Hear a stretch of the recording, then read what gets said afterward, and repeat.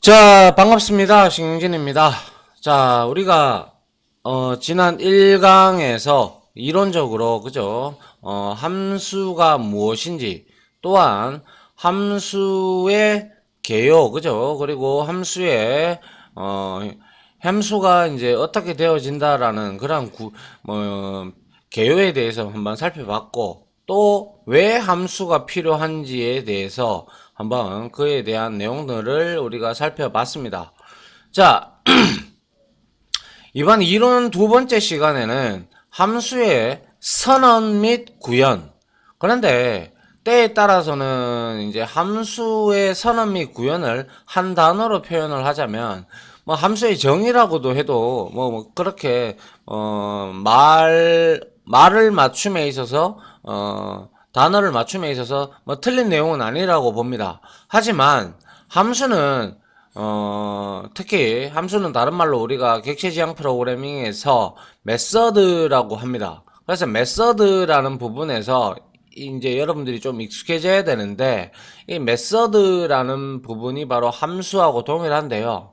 동일한데 단 이거는 함수는 독립적으로 이렇게 쓸 수가 있는 거고, 그리고 메서드는 클래스 내부에 함수와 같이 선언되어 있는 형태를 의미하는데, 중요한 것은 이 함수의 구성 요소가 바로 선언부와 구현부 혹은 정의부라고 얘기를 하는데요. 이렇게 만들어져요. 그래서 일단 한번 보죠.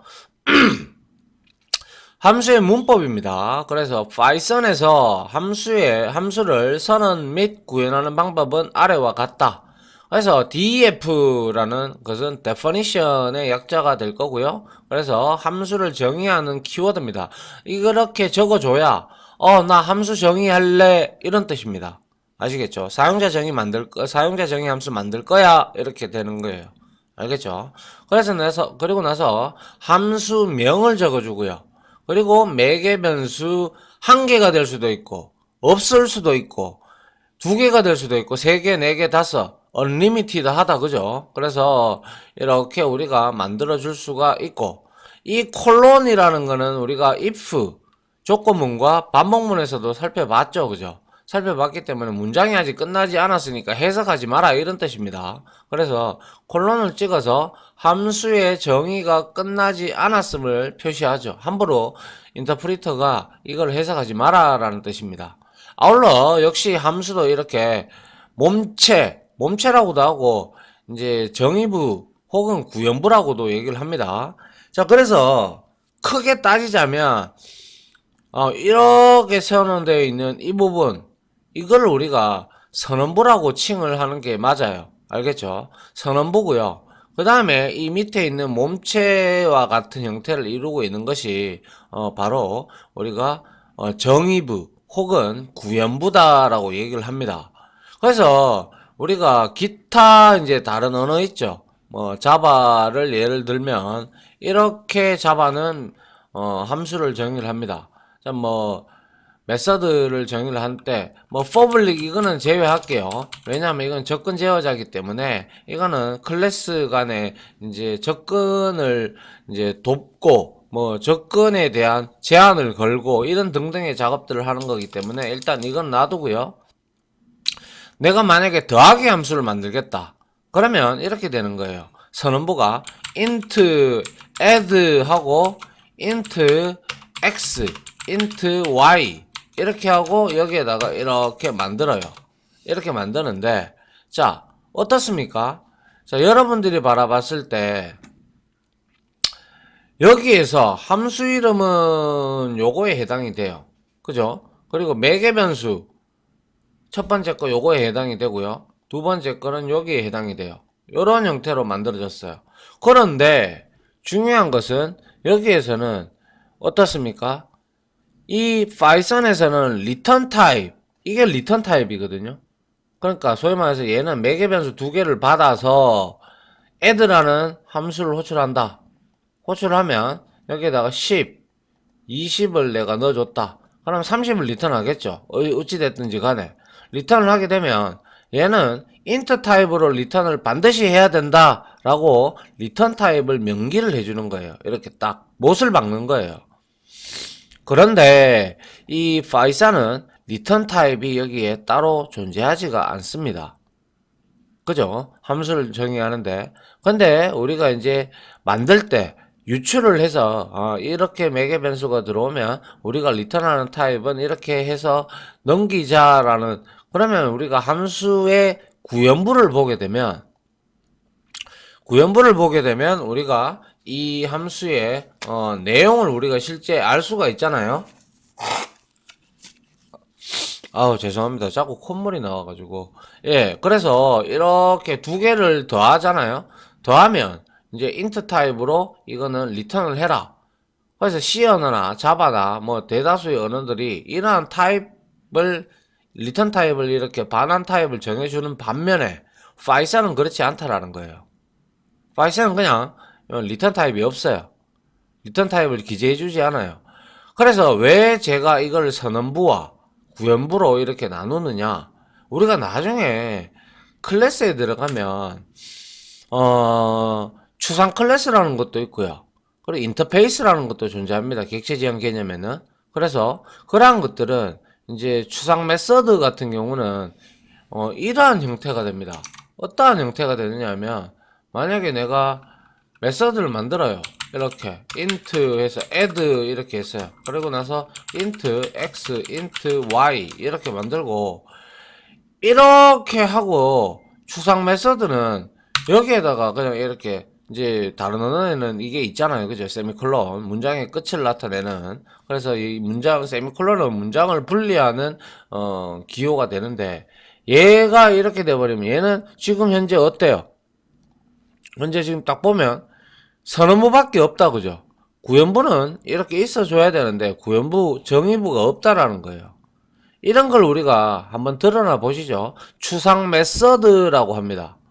이거는 이제 우리가 상속관계나 아니면 인터페이스에 구현관계가 들어가게 되면 이거를 재정의를 하는 거예요. 그래서 오버라이딩을 해서 구현부가 있게끔 만들어줘야 비로소 우리는 객체, 인스턴스를 만들어 줄 수가 있다. 이런 개념이 바로 우리가 객체 지향 개념에서의 추상 메서드다. 그래서 우리는 생각을 한번 해보죠. 이 함수가, 우리가 만약 abs라는 함수 우리 많이 뭐고, 앞에서 1장에서 제가 한번 설명을 좀 드렸는데, 이 abs 함수를 쓸 때도 우리가 어떻게 했어요? 이 마이너스라고 치고요. 그러면 이렇게 함수가, 이게 함수명이고 이게 매개 변수예요. 그죠? 그러면 우리는 함수 이름만 알고 매개 변수가 무엇인지만 알면, 뭐가 들어가야 되는 것만, 그 내용만 알면 얘는 리턴 값을 주죠. 맞습니까? 리턴 값을 주기 때문에 우리는 여러분들이 생각할 때 이 선언부가 중요할까요? 아니면 구현부가 중요할까요? 그렇죠. 99%가, 99.5%가, 99.9%라고 해도 되고요. 아무튼 99% 이상이 선언부가 중요합니다. 왜냐? 구현부는 어떻게 되어 있는지는 우리가 신경을 안 써도 된다 이거죠. 구현부가 이제 어떻게 뭐 만들어지든 간에 우리는 이 선언부의 내용, 즉 함수명과 이 함수를 호출하기 위해서 매개 변수를 몇 개로 정의가 되어 있는지 정도만 알고 있다면, 우리는 이 함수를 기재를 해서 코드로 쳐서 이 함수의 내용을 호출해 보면, 그 결과값을 받아보면 대충 여기에 유출을 해볼 수 있잖아요. 그죠? 맞나요? 그렇기 때문에 우리가 객체 지향 프로그래밍을 나중에 어차피 해야 되고 어차피 그쪽으로 가야 된다면 이렇게 선언부가 그만큼 중요하다라는 거예요. 이해됩니까? 예. 이게 근데 지금은 이렇게 저한테 내용을 듣기만 들어보시고 그 다음에 아하 그때 한번 들어봤었다 라는 정도로 여러분들이 그냥 가볍게 넘어가 주시면 좋을 것 같아요. 아시겠죠? 예, 일단은 중요한 거는 선언부보다, 이 함수를 이제 우리가 선언부와 구현부로 나뉘는데 선언부가 구현부보다 중요하다 라는 것만 여러분들이 기억을 해주시고, 또 아울러 정리를 한 가지만 더 해주신다면 다른 언어에 비해서 얘는 definition이라는 키워드를 정의를 해야 되고 아울러 return 타입을 데이터 타입을 정의해주지 아니한다. 아울러 매개 변수를 던질 때도 얘는 뭡니까? 앞에 데이터 타입이 안 들어가죠. 그죠? 그죠? 데이터 타입이 안 들어가고 실제 리터럴이나 혹은 그 값을 저장하고 있는 변수명이 들어간다. 그죠? 그래서 우리가 뭐 어차피 변수 부분부터 배워왔기 때문에 얘는 데이터 타입을 앞에다가 이렇게 명시를 하지 않고 그냥 A는 100이 될 수도 있고 100이 들어간과 동시에 얘는 타입이 클래스 인트 타입이 돼버리죠. 클래스 인트 그죠? 그리고 A에다가 만약에 내가 이렇게 A, B를 입력을 했다. 그러면 얘는 인터프리터가 그대로 이렇게 얘는 클래스 str 스트링이다 라고 이렇게 나오는 거죠. 그래서 이렇게 실행을 함과 동시에 타입이 정해지는 거죠. 맞나요? 그렇기 때문에 이렇게 타입을 안 적어준다. 그런데 타 언어들은 타입을 다 적어주더라 라는 것이죠. 그러한 점들을 여러분들이 좀 정리를 해 두시면 추후에 이제 우리가 객체 클래스 단에 들어갔을 때 제가 이런 말씀을 드린 부분이 이제 하나하나씩 다시 한번 더 복기를 하시고 들어봤는데 정도만 되면 됩니다. 그리고 나서 그때 가서 제가 좀 더 디테일하게 설명을 드리면 여러분들도 충분히 이해하실 수 있을 거라 개인적으로 생각을 합니다. 자, 그래서 한번 이어서 계속 보도록 하죠. 자, 함수는 말씀드린 바대로 크게 선언부, 뭐 헤더라고도 뭐 부르는 사람들도 있고요. 선언부와 구현부, 다른 말로 정의부라고도 하고 몸체로 부르기도 합니다. 그래서 나누어진다. 선언부에는 def, definition이죠. 그죠? 키워드로 시작을 하여 이어서 함수 이름, 함수명이다. 그죠? 그 다음에 매개 변수. 그죠? 갈로 열고 매개 변수가 들어오죠. 그래서 매개 변수는 다른 말로 우리는 앞서 강의에서도 말씀드렸지만 누차 이렇게 강조하는 이유는 당연히 타서적들이나 인터넷 서칭을 해서 보시게 될 때 이러한 용어들이 나오기 때문에 제가 여러분들한테 똑같은 의미다라고 말씀을 드린 바 있어요. 그죠? 다시 한번 더 복귀하죠. 매개 변수, 인자값, 파라미터, 그리고 아규먼츠 다 동일한 의미입니다. 를 적어주며 끝에 콜론을 찍어준다. 뭐 콜론을 찍는 이유는 아시다시피 콜론은 인터프리터에게 성급하게 해석하지 말라고 하는 의미죠. 아직 끝나지 않았으니까. 그죠? 그래서 함수는 구현부, 정의부, 몸체까지 입력되어야 비로소 해석을 시작할 수가 있다. 이 말이에요. 그래서 좀 앞서가는 내용이기는 하지만 아까 전에 제가 추상 메서드에 대한 내용을 했죠. 추상 메서드는 구현부가 없다라고 했어요.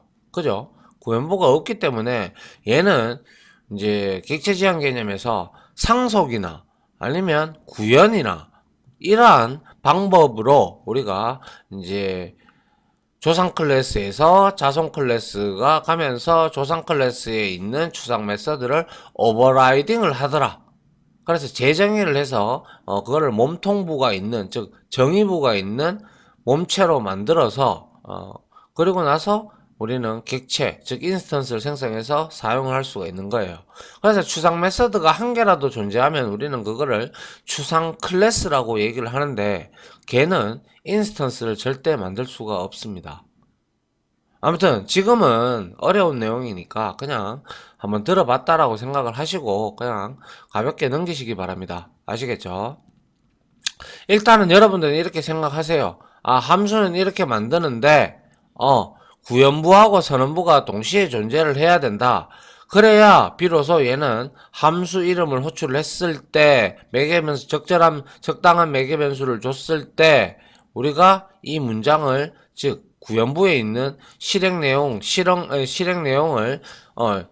실행하는 것이다. 이렇게 생각을 하시고 지금은 궁극적으로 함수를 쓰는 이유는 코드의 재활용, 코드의 중복을 제거하고 유지보수를 편하게 하기 위해서 쓴다 라는 정도를 여러분들이 생각을 하시면 될 것 같아요. 일단은요, 객체지형 개념을 떠나서 가네. 알겠죠? 자, 그래서 매개 변수는 뭐 다들 아시다시피, 우리가 함수를 몇 개 써봐서 아시다시피 외부에서 전달되는 데이터를 함수로 전달하는 변수이다. 함수의 구현부는 함수가 수행하는 작업을 위한 명령어들의 집합으로 이렇게 되어 있어요. 블록을 만들어줘야 되겠다. 그죠? 예, 블록 만들어주고요. 그래서 아주 아래 간단한 함수 예를 다음 슬라이드에서 보고 이해하도록 하자. 한번 볼까요? 네, 한번 보도록 합니다. 보니까 이렇게 되어 있어요. 함수의 구현과 호출되어 있어요. 아래와 같이 함수를 선언 및 구현하고 호출하면 되는 것이다. 이거 아주 간단한 함수를 지금 선언해놨네요. 그죠? def 해서 definition을 적고 say underbar hello라고 적어놨어요. 그래서 매개 변수는 무엇인지는 모르겠으나 name이라는 매개 변수를 받고 여기에 어떠한 데이터 타입이 들어오는 거는 우리가 say hello 10을 입력을 하든 say hello 뭐 누구 이름을 입력을 하든 등등이 될 텐데, 제가 말씀드렸다시피 변수의 이름이나 함수의 이름이나 둘 다 의미가 있는 이름으로 적어주는 게, 명명해주는 게 좋다 라고 말씀드린 바 이미 있습니다. 강의할 때. 그죠? 그래서 얘는 name이니까 이름이 입력이 들어갈 거고, say hello라고 되어 있으니까, 안녕이라고, hello라고 말하는 함수다라는 걸 추측을 할 수가 있네요. 그죠? 그리고 나서 구현부에는 한 줄로 딱 되어 있네요.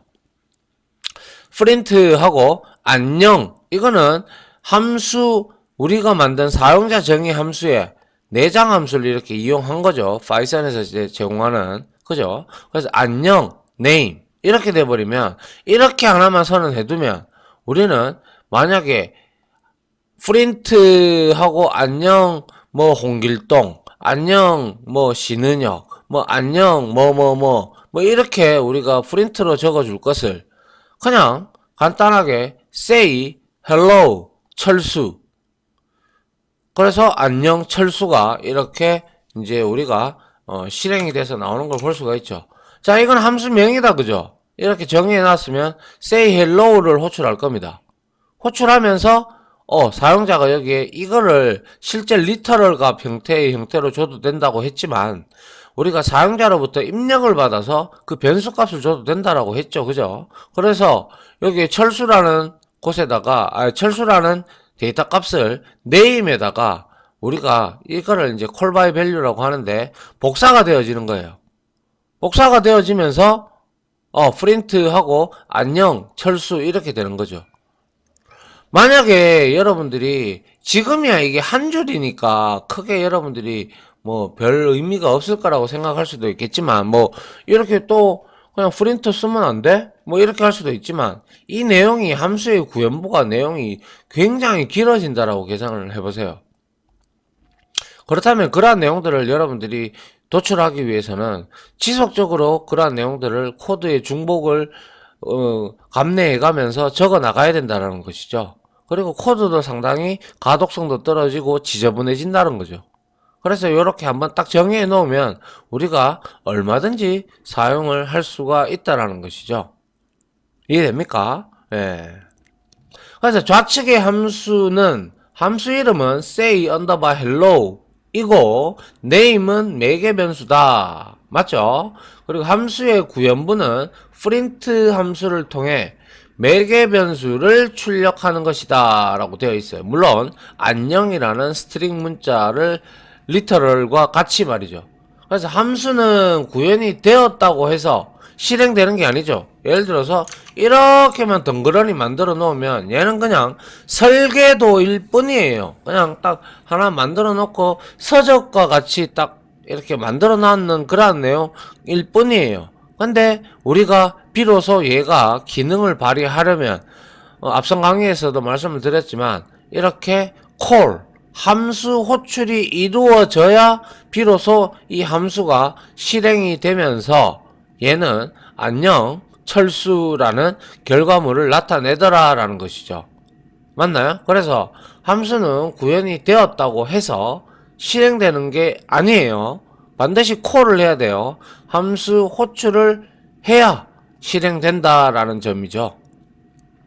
자, 두 번째 예제를 한번 볼까요? 두 번째는 아까 위에 거랑 똑같은데 네임이 있고 매개 변수 한 개 더 추가가 됐어요. MSG라고. 그죠? 우리 뭐 이렇게 톡톡 치는 그러한 뭐죠? 식품 뭐 첨가료. 그죠? 그런 게 아니고 이건 메시지의 약자입니다. 아시겠죠? 역시 저는 개그가 안 되는 모양입니다. 아무튼 이렇게 두 개의 매개 변수를 이제 선을 해놨어요. 그러면 근데 메서드 명은 동일하다, 그죠? 맞나요? 근데 이제 우리가 이것도 제가 객체지향 개념에 대한 얘기를 안 할 수가 없는 게 한 번은 들어보십시오. 한 번쯤은 제가 지나가면서 아마 지금까지 오면서 한 번은 얘기를 한 적이 있는 것 같은데, 자, say hello라는데 함수명이 동일해요. 근데 뭐가 달라요? 매개 변수가 달라요. 그죠? 매개 변수의 개수가 틀려요, 일단. 그러면 우리는 이거를 이제 클래스 내에 이렇게 만약에 예를 들어서 선언을 했다. 그죠? 그렇게 되면 이거는 우리가 객체지향 개념에서는 이런 것들을 오버로딩이라고 합니다. 일단 한번 들어봤다라고만 생각하세요. 알겠죠? 그래서 그러면 선생님이 아니죠. 예, 강사님, 이거는 어떻게 구분을 짓습니까? 그렇죠. 호출할 때 매개 변수로 값을 하나만 주면 얘가 호출이 되고요. 두 개를 주면 얘가 호출이 된다, 이 뜻입니다. 아시겠죠? 그래서 얘를 호출하는 방법은, 자, 이거는 name이라는 변수에다가 철수를 이렇게 할당을 한 거고, MSG, 메시지에다가는 어서 집에 오너라라고 문자를 이렇게 할당을 한 거죠. 그리고 나서 say hello 하고 name과 MSG를 던졌어요. 그럼 역시 여기에 있는 값들이 여기에 복사가 되면서 여기에 안녕, 철수야, 어서 오너라, 어서 집에 오너라, 이렇게 출력 결과가 나온다는 것이죠. 이해됩니까? 예. 그래서 매개 변수가 서로 다르다라는 거. 그래서 엄연히 다른 메서드다, 다른 함수다라는 거예요. 알겠죠? 그래서 좌측의 함수 이름은 say hello고, name, msg는 매개 변수이다. 함수의 구현부는 프린트 함수를 통해 매개 변수를 출력하는 것이죠. 동일한데, 단지 차이점은 매개 변수 한 개다. 이건 매개 변수가 두 개다. 라는 그러한 차이점이 존재하더라라는 것이죠. 자, 그리고 이 부분은 우리가 한번 봤다, 그죠? 앞에서 우리가 1강에서 제가 여러분들한테 설명을 드릴 때 getSum이라는 게 그림으로 우리가 한번 봤죠. 자, 이거 한번 봅니다. 이거는 코드가 좀 있다, 그죠? 코드가 좀 있는데 return이라는 키워드도 있어요. return은 되돌려주다라는 뜻이죠. 그래서 자, 일단은 호출을 한번 해보죠. 자, value에다가 저장을 할 건데 이 함수를 호출해서 결과가 있죠. 이거는 return 값이 존재하니까 받아줘야 된다는 거예요. 안 받아줘도 상관은 없습니다. 참고로. 그런데 이걸 호출하는 이유는 여러분들이 이거에 더한 누적 값을 받기 위해서 결과를 받고 출력을 하기 위해서, 활용을 하기 위해서 여러분들이 이거를 호출하는 거 아닙니까? 그죠? 그러면 물론 이 getSum이라는 거를 아예 프린트 안에다가 이렇게 넣어서 호출해도 상관은 없습니다. 그래서 value에다가 값을 저장을 하기 위해서 자, 여기에서 getSum을 호출했어요. 그런데 매개 변수가 1과 10이에요. 그럼 얘를 호출하겠다. 그죠? 스타트에는 1을 줬고요. 얘는 10을 준 거예요. 복사가 된 거죠. 그죠? 그리고 지역 변수로 sum이라고 하나 누적 값을 만들기 위해서 선언했고, 여기에 form은 우리가 배웠듯이 range start 1, 그리고 10 플러스 1을 하니까 11이 돼서 11은 포함이 되지 아니하고, 얘는 1과 10 사이의 값들을 누적을 시키고 있다. 그죠? 그럼 이 누적된 값은 1과 10 사이는 55죠. 누적을 하면 55니까 리턴 해버리는 거예요. 결과를 리턴을 하니까 이 함수를 호출하면 여기에 리턴 값을 명시를 안 해줬음에도 불구하고 얘는 리턴을 해준다라는 거죠. 어떻게? 이 55라는 값을 이 value에다가 저장을 해준다라는 거예요. 그래서 프린트해서 value를 찍게 되면 비로소 55라는 값이 들어오게 되더라라는 거예요. 그래서 좌측의 함수는 함수 이름은 get underbar sum이고 start, end는 매개 변수고 함수의 구현부는 for문을 활용을 해서 매개 변수로 들어온 두 개의 값을 누적 합을 구하여 return이라는 키워드를 통해서 우리가 반환을 하고 있다라는 점 맞습니까? 이거에 여러분들이 중점을 봐야죠. 이런 것들은 지금 현재 리턴 값이 없어요. 그죠? 근데 이거는 리턴이 있죠. 그럼 이거는 이 함수를 호출하면 무슨 값을 준다라는 거예요. 그러면 결국엔 얘는 정수잖아요. 55니까. 그러면 이 value도 결국에는 찍어보면 타입이 정수라고 클래스 int라고 나오겠죠. 맞습니까? 자, 그렇게 우리가 이렇게 사용자 정의 함수를 우리가 원하는 대로 정의를 해서 만들어 쓸 수가 있어요. 이렇게 만들어 놓으면 내가 원하는 범위만 매개 변수로 제공을 해주면, 제시를 하면 얘는 함수를 한번 선언해 놓고 계속 재활용을 하는 거예요. 그런데 여러분들이 그렇지 아니하고 이거를 계속 만들 거면 이 뭐 리턴 값은 필요 없겠습니다만은 이렇게 하고 요 프린트문 하고 합쳐서 4줄이다 그죠? 4줄인데 이 4줄을 여러분들은 1에서 10까지 더하기 누적합 1에서 20 누적합 1에서 30 누적합 하려 그러면 이 4줄을 계속 코드에다가 연결을 해야 되죠. 그죠? 연결을 하다 보면 코드가 어떻게 돼요? 지저분해지고 가독성도 안 좋고 코드의 재활용도 안 되고 뭐 아무튼 안 좋아요. 그죠? 무조건 안 좋을 수밖에 없죠. 맞나요? 그리고 요거 return이라는 키워드 기억합시다. 자, 됐나요? 예, 요게 이제 함수의 구현과 호출입니다. 호출.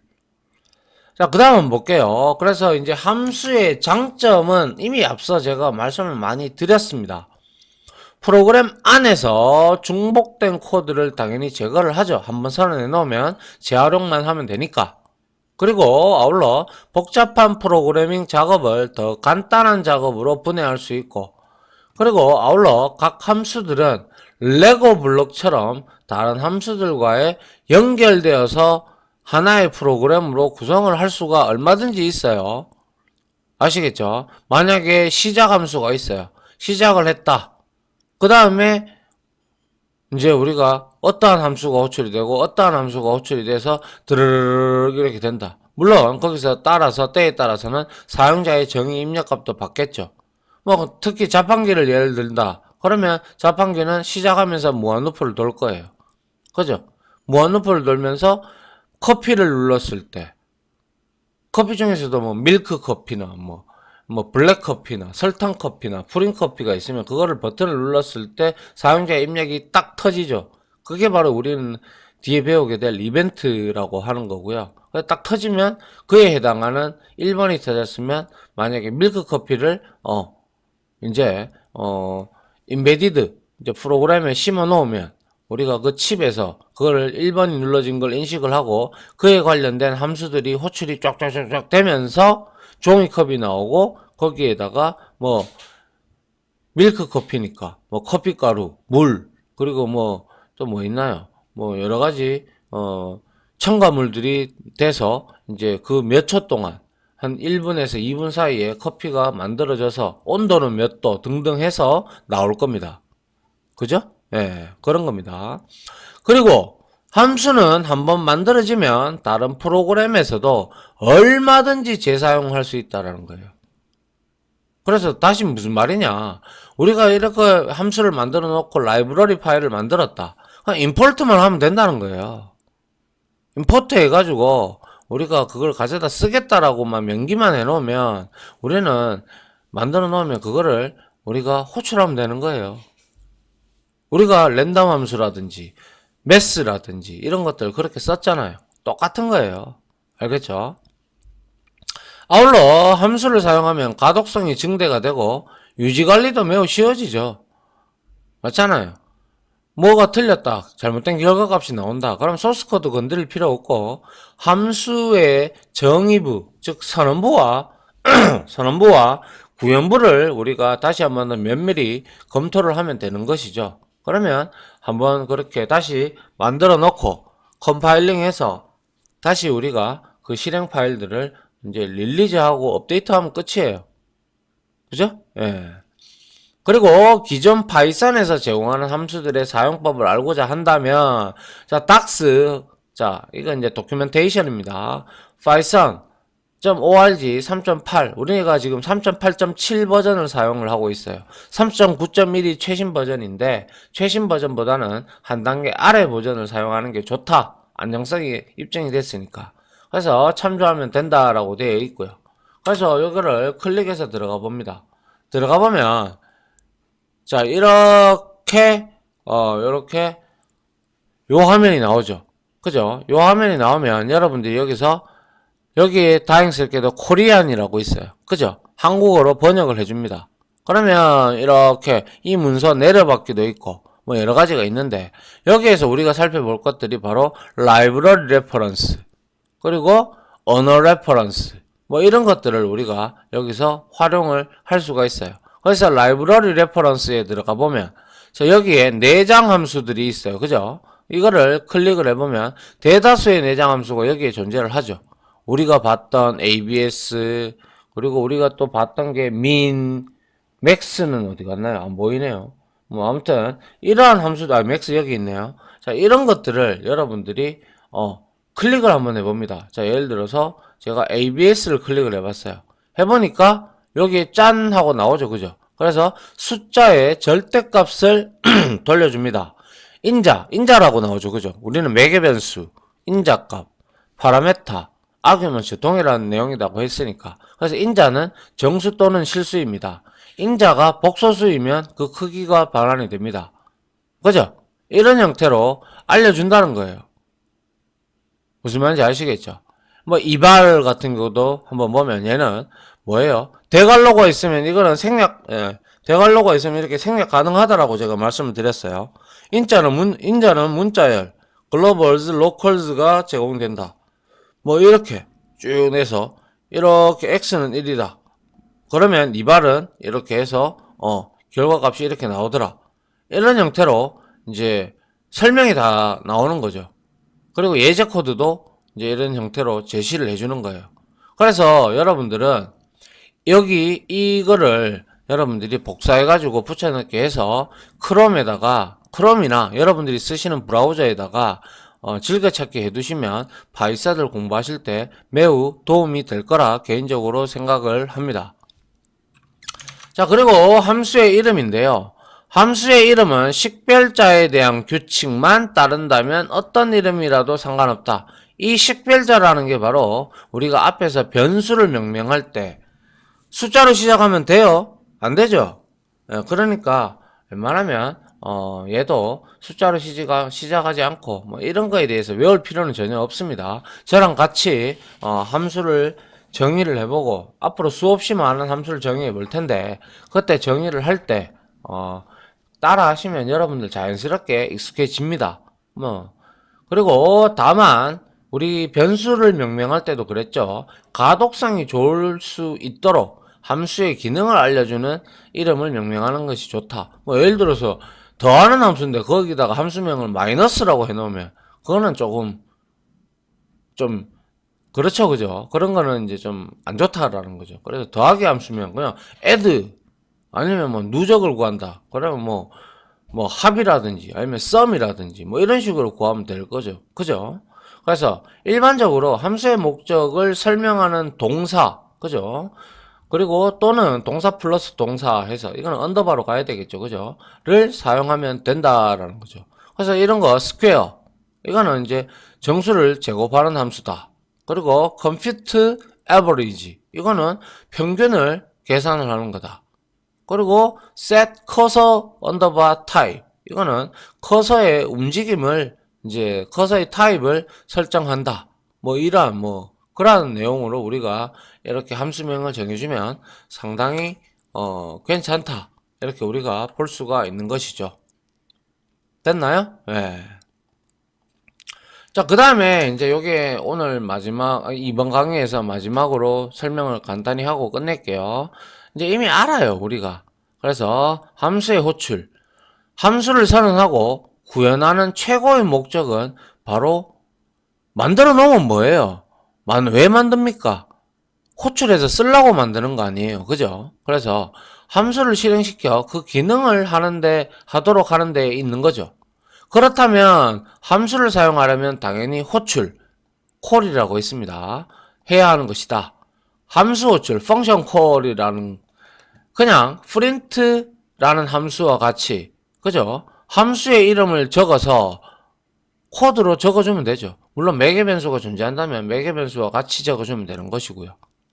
그래서 함수 안에 문장들은 그렇게 우리가 명령어들을 이렇게 나열을 해놨다면 그런 것들은 우리가 콜을 해야 함수 호출을 해야 비로소 얘는 호출되기 전까지는 실행이 전혀 안 되죠. 함수가 호출되면 비로소 함수 안에 문장들이 순차적으로 실행되면서 실행이 끝나면 다시 얘는 호출한 곳으로 돌아갑니다. 자, 예를 들어서 getSum을 우리가 앞에서 만드는 getSum을 호출한다라고 생각을 해보면 이렇게 되겠죠.